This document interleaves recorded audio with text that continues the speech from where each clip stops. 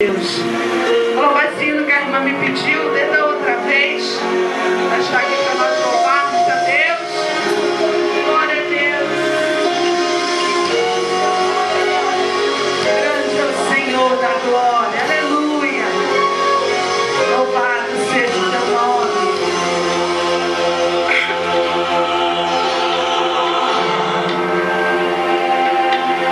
Junta o povo de Deus.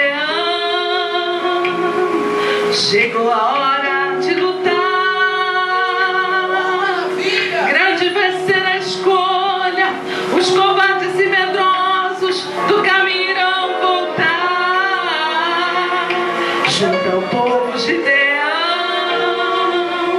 Eu vou marcar a tua história. Te darei o livramento, pois somente com 300 eu te darei vitória. 32.000 era a quantidade de homens apóstolos para pelejar.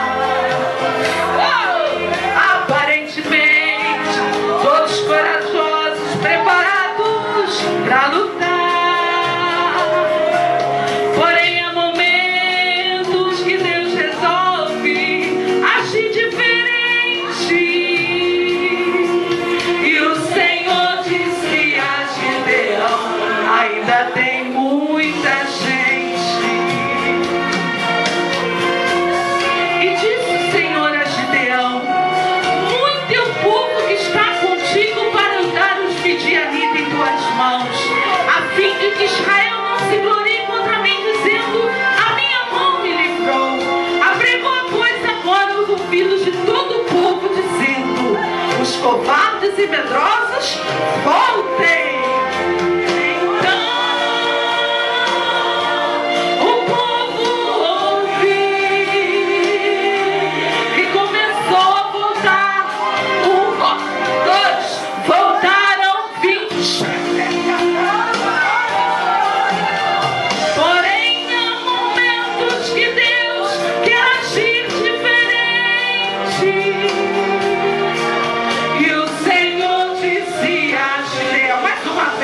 Ainda tem muita gente.